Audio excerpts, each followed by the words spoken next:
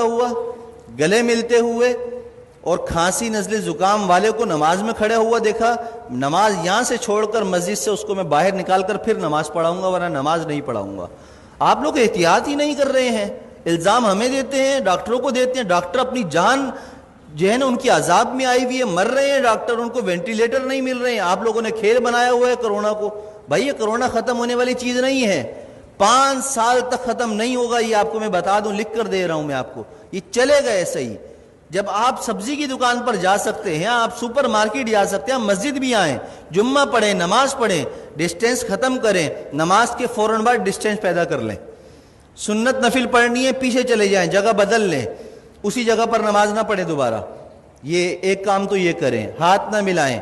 Mask کا استعمال لازمی کریں، ہر کوئی اپنے پاس رکھے، باہر سے لگا کر آئے، نماز پڑھتے ہوئے اگر کسی کو اتارنا ہے تو اتار لے، لیکن نماز سے پہلے یا نماز کے بعد اگر آپس میں سامنے کھڑے ہوئے بات کرنے ہیں، بغیر ماسک کے کوئی بات نہیں کرے گا۔ اگر کرے گا تو انشاءاللہ تعالیٰ اس کے خلاف بیان بھی ہوگا، اس کے نام لے کر پھر سب طریق کیا جائے گا۔ عزت بہت ہو گئی ہے، آپ لوگوں نے مجھے بے عزت کر کر کے تنگ کر کے رکھ دیا ہے، اب نہیں، اب میں آپ کو بے عزت نہیں کروں گا، اب میں آپ کو سکھاؤں گا دین پر عمل کیسے ہوتا ہے، اور یہ حکومتی احکامات پر عمل کیسے ہوتا ہے، یہ ہمیں بھی آتا ہے کرانا۔ اور اگر اب میرے خلاف کسی نمازی یا کسی نے بھی کوئی درخواست یا کوئی ایسی حرکت کرنے کی کوشش کی تو میں نے وکیل سے بات کر لی ہے، پورے خاندان کو انشاءاللہ تعالیٰ اس کی نسلوں کو تڑپاؤں گا، قانون بھی استعمال کروں گا اور وظیفے پڑھ کر اس کی نسل کے لیے بد دعائیں بھی کروں گا، اس لیے کہ میں بہت تنگ آ چکا ہوں آپ لوگوں کی ان حرکتوں کی وجہ سے۔ 3 مہینے ہو گئے مجھے برداشت کرتے ہوئے، بد احتیاطی ختم کرنے کا نام کوئی نہیں لے رہا، بس ٹائم پر ٹک ٹک ٹک ٹک اذان، ٹک ٹک ٹک ٹک اذان۔ ابے پرہیز تو کرو،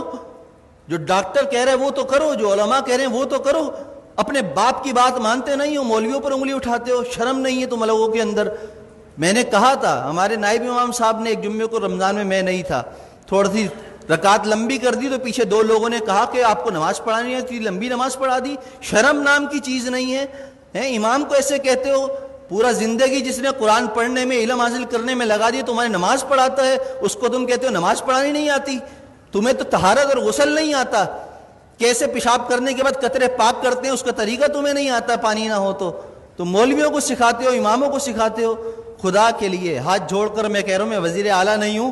کہ کرپشن کر کے ہاتھ جوڑ رہا ہوں آپ کے سامنے، میں امام ہوں، میرا کردار آپ کے سامنے ہے۔ 7 سال ہو گئے، میری ساری نمازیں، سب کچھ، کسی نماز میں اگر میں نہیں ہوں تو اس کی کوئی نہ کوئی شرعی عذر ہوتا ہے میرے پاس، لیکن وہ عذر پیش کرنا میرا آپ کے سامنے نہیں ہے، میں آپ کے سامنے پیش کروں، اللہ کے سامنے پیش کر دیتا ہوں، میرا دل صاف ہے، مجھے ضرورت نہیں ہے اپنی صفائیاں دینے کی۔ لیکن احتیاط کیجئے، عمل کیجئے، جمعے کی نماز بھی مل کر کھڑے ہو کر پڑھیے اور فوراً جدا ہو جائیے، دور کھڑے ہو کر سنتیں پڑھیے، اور عصر کی نماز سے ماسک کا اہتمام کیجئے، جیب میں رکھ کر لائیے، پہن کر لائیے، بات کرنی ہو ماسک لگا کر پہنیے، مجھ سے مسئلہ پوچھنا ہو 1 فٹ دور بیٹھ کر مجھ سے مسئلہ پوچھیے، ہاتھ اور ملانے کی اور مجھے خیریت لینے کی آپ کو ضرورت نہیں، الحمدللہ میں خیریت سے ہوں۔ اللہ ہم سب کو دین کی سمجھ اور عمل کی توفیق عطا فرمائے۔ میری باتیں کسی کو بری لگی ہوں تو پیشگی معذرت ہے،